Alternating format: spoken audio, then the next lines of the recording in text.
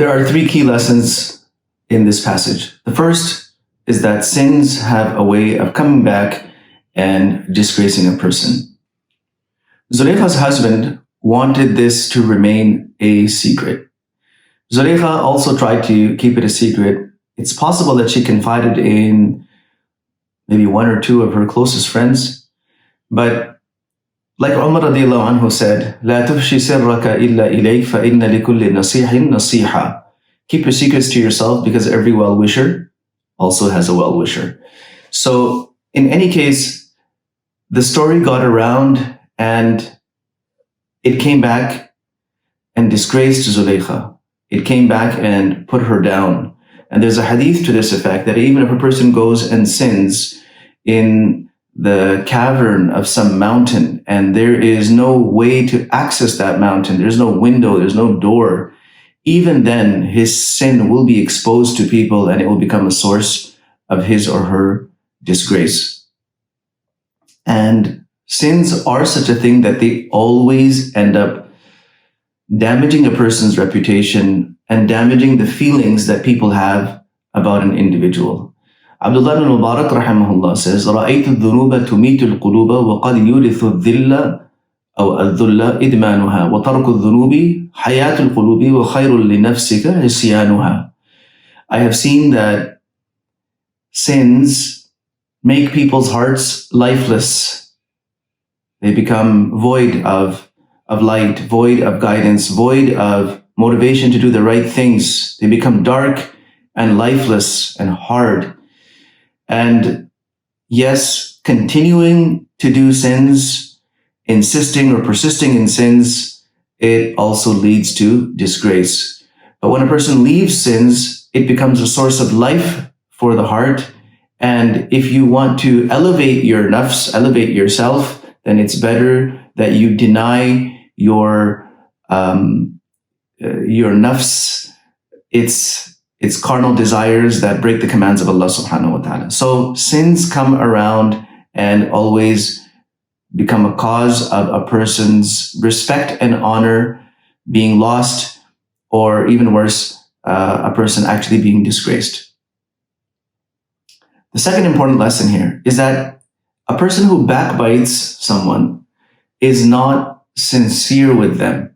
Even though the things that they might be saying would sound very sincere, they would sound very very caring, very concerned. They might even sound very pious. It might look like they're denouncing their that person's mistakes or their sin or their poor choices. But if this person is only talking bad about them behind their back and not bringing this up to them, then this is a sign that the person is purely a backbiter. Now, when we see something wrong in someone, if we have the chance to, or the possibility to stop them with our hand, we should stop them with our hand. If not, we can stop them with our tongue. If not, we can plan with our hearts on how to stop this person, how to get them away from that sin. But a person who sits around and talks about someone else behind their back and says, oh, that person did such and such thing. Now, it might look like they're denouncing the sin, that, oh, that sin is, it's really bad. It's terrible. But they're not making any efforts to advise the person, and they're saying this behind their back. It means the person is insincere. Now, irrespective of how close of a friend that person might be, it's only a matter of time before this person goes and damages the person's reputation. So it's important to stay away from backbiters. And if you see someone backbiting another person, like I said, it might sound very sincere, but remember that if someone is backbiting another person behind your back, and that person that they're backbiting might be absolutely despicable to you, you might hate them. But remember, it's only a matter of time before they come and backbite about you. You will definitely be next or very soon on their list.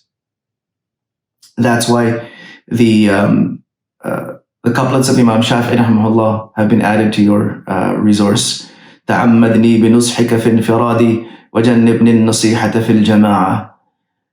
If you want to advise me in privacy. And don't try to advise me or put me down in front of a group. فإن النصح بين الناس نوع من التوبيخ لا أرضى استماعه. Because if you are advising me in the middle of people, then this is more like a rebuke. This is reproach. This is putting me down. I don't want to hear it. وإن خالفتني وعصيت قولي فلا ترجع إذا لم تعط طاعة. And if you don't listen to what I'm saying, you don't get the message, then don't be surprised if you don't get a positive response, if you don't get any cooperation from me. So we should try to advise people in privacy, in a time when no one else is there. Advising someone directly and in a private setting is a sign of well-wishing. And trying to advise a person by putting them down in front of others is a sign that we don't really care about them.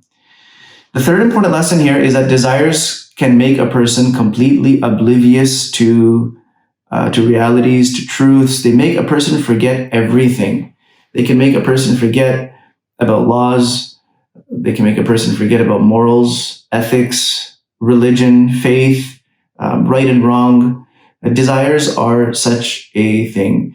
In fact, Zulaykha was so bent on fulfilling her desire that she made a threat that should he not follow my command, he shall be imprisoned and he will be disgraced. She was so caught up in this that she was willing to do anything, and she was not willing to give up on it. In fact, she was ready to punish Yusuf alayhi salam as a consequence if he did not surrender himself to her. May Allah subhanahu wa ta'ala save us and protect us.